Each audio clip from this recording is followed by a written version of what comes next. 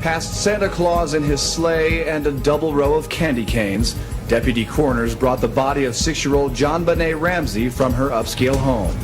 Neighbors described the young girl as beautiful and polite. In 1995, she won the Little Miss Colorado pageant. Boulder police won't comment on her cause of death, only saying that she wasn't shot or stabbed. They are investigating her death as a homicide. So far, no arrests have been made. The JonBenét Ramsey case isn't just another true crime mystery. It's a chilling enigma that has haunted the world for decades. A sinister puzzle drenched in unanswered questions, fueling endless speculation and fear. This isn't your typical whodunit. This is the kind of story that seeps into your nightmares, the kind that makes you double-check your locks at night. And just when we thought we had seen it all, boom! New evidence has surfaced, threatening to upend everything we believed about that tragic Christmas night. There's a lot to unpack here, so buckle up and brace yourself because things are about to get intense. To set the stage, JonBenét Ramsey was only 6 years old when her life was brutally stolen. A pageant queen with golden curls, a radiant smile, and a future brimming with potential. But on Christmas night, 1996, something unspeakable happened inside her family's Grand Boulder, Colorado mansion. The next morning, her mother, Patsy Ramsey, stumbled upon a ransom note. A note so bizarre, so chilling, it sent shivers straight down her spine. And just hours later, JonBenét was found. But it wasn't in some hidden location or far-off place. Her lifeless body was inside their own home. Suspicious doesn't even begin to cover it. And here's where the real chaos begins. Ms. JonBenét Ramsey. If JonBenét Ramsey was still alive, she'd be about to turn 32. Instead, the little girl who loved to show off in junior beauty pageants only made it to 6. The case didn't just make headlines, it ignited an all-out media firestorm. A frenzy unlike anything before, gripping the nation and refusing to let go. People couldn't stop obsessing over it. Was it a tragic accident covered up by the family? Or was there an intruder lurking in the shadows that night? The theories were endless, some logical, others downright insane. But one thing was clear. Everyone had an opinion. And in the middle of it all, JonBenét's parents, Patsy and John Ramsey, who instantly became the prime suspects in the court of public opinion. What's going on there, ma'am? We have a kid. There's a ransom note here. It's a ransom note? Please. Okay, what's your name? Are you Patsy Ramsey? I'm the mother. Oh my God. Please. The press went after them like wolves, dissecting their every move, every tear, every word. And as if that wasn't enough, the investigation was a complete disaster. The police fumbled their way through it like they had no clue what they were doing. Evidence was contaminated, mistakes were made, and crucial leads were flat out ignored. I quickly pulled the tape off her mouth and her hands were bound. And I couldn't get the knot untied. It was really tightly tied. She had been strangled with a garrote. It was so deeply embedded in her skin that I didn't see it. Now, here's where it gets even worse. Brace yourself. The most critical piece of evidence? DNA. And get this, it wasn't even fully tested back then. Let that sink in. Nearly 3 decades later, we're still here, still searching for answers because the investigation from day one was a total dumpster fire. And oh, we're not done. Let's talk about the ransom note, one of the biggest mysteries of this entire case. And trust me, this part will send shivers down your spine. Because now, thanks to advanced DNA technology, we might finally be on the verge of cracking this case wide open. The DNA found on JonBenét's clothes? It didn't match anyone in her family. But here's the real gut punch. The police had this information within weeks of her murder, and they ignored it. Just let it sit there, collecting dust. Hard to believe? You'd be shocked at how much crucial evidence law enforcement has let slip through the cracks. their minds on the first day that it was the parents. And we just got to find the evidence to be able to prove that. But we know it was the parents because it's always the parents. You know, they made up their mind on day one. And the conclusion was that my daughter. And if you thought it couldn't get any worse, oh, it does. For years, JonBenét's father, John Ramsay, has been fighting like hell to get this evidence retested using today's advanced forensic technology. He's been practically begging authorities to hand it over to real experts who actually know what they're doing. But for some shady, unexplained reason, the Boulder police have been dodging him at every turn, dragging their feet, blocking efforts, refusing to cooperate. Why? It makes zero sense. Why wouldn't they want to finally solve this case? Unless, of course, they're terrified of what the truth might expose. It's giving serious, we don't want to be proven wrong energy. And honestly, it's infuriating, not just for the Ramsay family, but for everyone who wants justice for JonBenét. DNA evidence found on JonBenét's clothing, including her blood-stained underwear and from her fingernail clippings, ruled out the entire Ramsay family, but it did find a stranger's DNA. And if you need a reminder of just how insane this case is, let's talk about that ransom note. Because, y'all, this thing was 3 pages long. 3! Who the hell sits down and writes a full-on novel in the middle of a crime scene? And the ransom demand? $118,000. Suspiciously specific, right? Well, guess what? That was the exact amount of John Ramsay's Christmas bonus. Now, tell me that doesn't scream inside job. Experts believe the note was written inside the house, possibly after the crime had already happened. And for years, JonBenét's mother, Patsy, had her handwriting compared to that ransom note under intense scrutiny. I have some hope, yeah. I think DNA technology is advanced, continues to advance, and if it's used, may lead to a solution. I'm going to keep pushing, certainly, as long as I live, that the right things be done, but it may not be solved. I don't know. But even with all that, there was never a solid break in the case. No definitive proof, no smoking gun. Just a lingering, unsettling feeling that someone went way too hard trying to stage a crime scene and got away with it. But here's where things take a seriously dark turn. The autopsy revealed that JonBenet wasn't just strangled, she was garroted with a wire. And whoever did this, they weren't just staging a kidnapping. This was something far more sinister, something cold and calculated. And if that wasn't disturbing enough, forensic evidence suggests a stun gun was used to incapacitate her. Now, let's be real. Does that sound like something a panicked family member would do? No way! That points to someone methodical, someone predatory, someone who planned this out in ways that are downright chilling. And just when you think it couldn't get creepier, it does. Because get this. Just months after JonBenét's murder, another young girl in the same neighborhood was attacked while sleeping in her bed. The similarities? Bone-chilling. Like JonBenet, this girl was violated inside her own home, and the intruder? Vanished without a trace. But did the police seriously connect the dots? Nope. They brushed it off like it was just some bizarre coincidence. Like, how many predators could possibly be lurking in one quiet town? This was a massive missed opportunity, one that could have solved both cases. Quite a significant tool in the murderer's It's a specialized MO. weapon. Yep. Very unique. Now, fast forward to today, and guess what? Netflix has done what it does best, bringing this case back into the spotlight with a hard-hitting documentary. And just like that, after years of being buried under layers of unanswered questions, JonBenét's story is back, and the internet is buzzing. This new documentary isn't just making waves, it's exposing the cracks in this case. It dissects everything. The bizarre ransom note, the botched DNA evidence, and the absolute disaster that was the police investigation.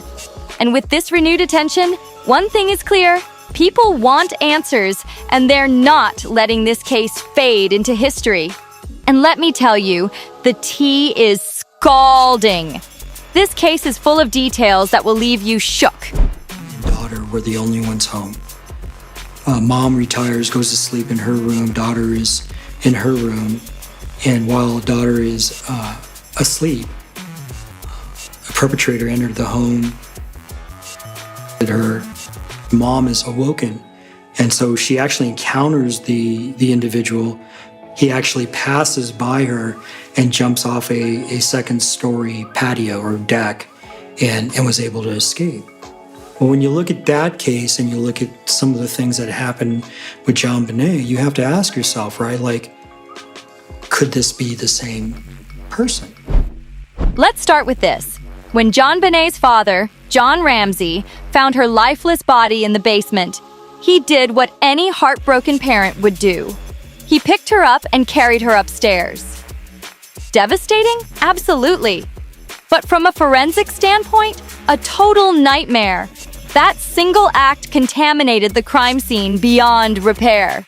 And don't even get me started on how the Boulder police handled this investigation. From day one, they locked in on the Ramsays as their prime suspects and refused to look anywhere else. Meanwhile, over 2,000 other leads were just sitting there, collecting dust. 2,000. That's how many potential clues they straight up ignored while they obsessed over pinning this on the parents. I quickly pulled the tape off her mouth and her hands were bound. And I couldn't get the knot untied. It was really tightly tied. She had been strangled with a garrote. It was so deeply embedded in her skin that I didn't see. Now here's where things get even messier. Thanks to modern forensic advancements, DNA experts could actually solve this case today, if the police would just hand over the damn evidence. Cold cases way older than JonBenét's have been cracked wide open using cutting-edge DNA methods. So why won't they allow new testing? What are they hiding? Because something is not adding up. There's nothing more dangerous than a police department that's made up its mind, because they are totally excluding anything that conflicts with that conclusion. And then there's JonBenét's older brother, Burke Ramsay. His name has been swirling in theories for years.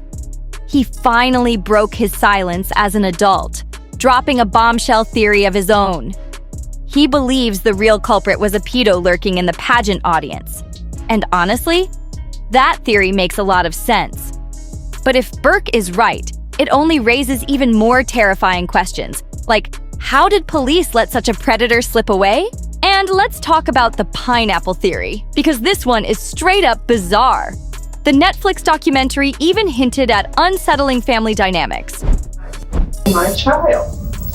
You know, quit screwing around asking me about things that are ridiculous and let's find the person that did this.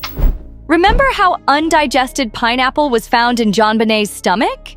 Some people believe Burke may have hit her during a fight over it, which led to a cover-up. But let's be real. That theory barely scratches the surface.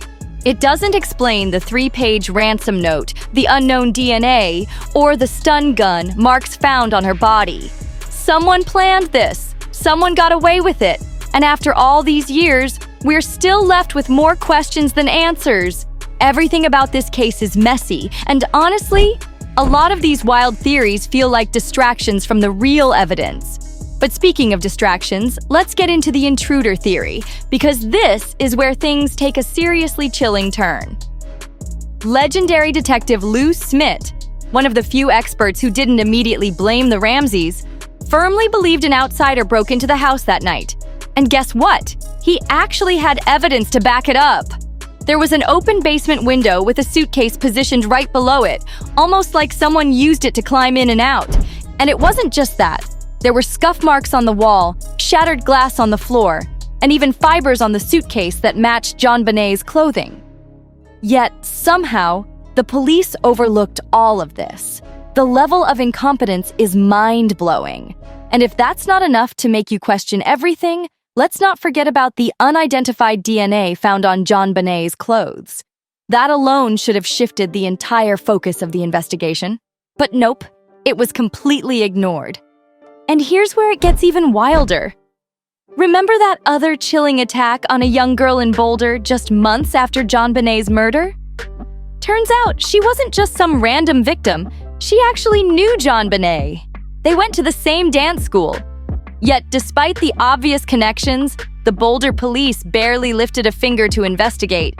They didn't even preserve crucial evidence from Amy's case, completely destroying any chance of linking the two crimes. How does that happen? And if all of that police misconduct isn't making your blood boil, just wait until you hear about the grand jury bombshell. In 1999, a jury actually voted to indict John and Patsy Ramsey, not for murder, but for child abuse resulting in her death. But here's the kicker.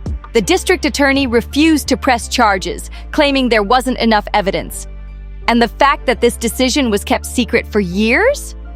That only makes this entire case look even more like a tangled mess of hidden truths and unanswered questions. At this point, every piece of this puzzle is either missing, ignored, or deliberately covered up, leaving family, friends, and investigators all grasping at straws, still searching for the truth nearly 3 decades later. Just when you thought this case couldn't twist any further, bam! 2008 hit with another bombshell. Advanced DNA testing officially cleared the Ramseys of any involvement. That's right, the forensic evidence pointed to an unknown male, meaning the real criminal is still out there, walking free. But despite this groundbreaking discovery, the case remained cold. And why, you ask?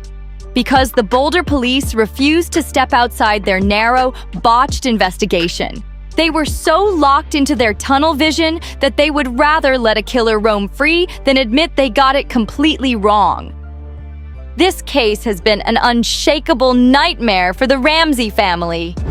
Patsy Ramsey passed away in 2006, never knowing who took her daughter's life. And John Ramsey? He's over 80 years old now and still fighting like hell for answers. His latest move? Petitioning the Colorado governor to force the Boulder police to finally release the DNA evidence. And if there's any hope of cracking this case wide open, it's through genetic genealogy experts. We've seen cases decades older than this one solved using those methods. But without access to the DNA, everyone's hands are tied. It's beyond frustrating. So, what's the latest? Well, the Colorado Cold Case Review team recently stepped in to reevaluate the evidence. They've even made recommendations to the Boulder police. But, surprise, surprise, so far, no major breakthroughs have been announced. After decades of dead ends, the fight for justice is still dragging on. At this point, here's what we've got. DNA evidence pointing to an unidentified male. A ransom note that reads like a bad movie script. And a crime scene so catastrophically mishandled that experts have been shaking their heads for decades. And if that wasn't enough, there are still new pieces being uncovered. But will they ever be enough to bring JonBenét's killer to justice? And here's where things take an even more horrifying turn. The possibility that JonBenét's case is connected to other unsolved crimes in the area. Imagine how groundbreaking that discovery would be. But instead of chasing down these potential leads, the Boulder police's incompetence continues to stink to high heaven. This isn't just a botched case. It's a disaster, with critical evidence and possible connections just sitting there collecting dust while the Ramsey family keeps fighting for answers. Now let's talk about one of the most chilling theories. Michael Helgoth, a local man who worked at a junkyard not far from the Ramseys' home. Right before JonBenét's murder, he reportedly bragged about getting a huge payday. And then, right after police announced they were closing in on new suspects, Helgoth was found dead, his death ruled as a suicide. Sounds suspicious, right? But here's the problem. His DNA didn't match the evidence at the crime scene. So, was he actually innocent? Or was he working with someone else? Many believe the accomplice theory is still in play, And if that's true, JonBenét's killer could still be out there. But let's not forget another major player in this case, the media. From day one, the Ramsay family's relationship with law enforcement was a disaster, with the police treating them as the only suspects, despite mounting evidence suggesting otherwise. And the tabloid frenzy? It turned this tragedy into a circus, where every single move the Ramsays made was picked apart like a reality TV show. One infamous moment? The CNN interview where Patsy Ramsay tearfully warned parents to keep your babies close. Now, she may have meant it as a heartfelt plea, but the media twisted it, using it as fuel for conspiracy theories that the family was hiding something. And while we're on the topic of suspects, let's talk about John Mark Carr, the man who came out of nowhere in 2006 and confessed to taking JonBenét's life. But, plot twist, his confession was a complete sham. His DNA didn't match the crime scene evidence, and parts of his story were straight-up lies. Who even does that? Yet another dead end, another cruel distraction, and another layer of frustration added to this already gut-wrenching case. And still, after nearly 3 decades, we're left with more questions than answers. Just imagine, the true mastermind behind JonBenét's murder could still be alive, walking free after all these years. The thought that they might finally be brought to justice? It's a glimmer of hope. But will it ever actually happen? That's the real question. But before we end this, let's not lose sight of the real victim here. JonBenét Ramsey wasn't just a name in a headline. She was a bright, talented little girl whose life was stolen far too soon. She deserved so much more than the chaos, the scandals, and the media circus that swallowed up her case. Whether it's new technology, fresh eyes on the evidence, or just sheer determination, the fight for justice isn't over. And you better believe we'll be here, every step of the way, following every lead, every new twist, and every revelation in this hauntingly unsolved mystery. That's it for now, but this story is far from over. Stay locked in and make sure to turn on your notifications so you don't miss a single update.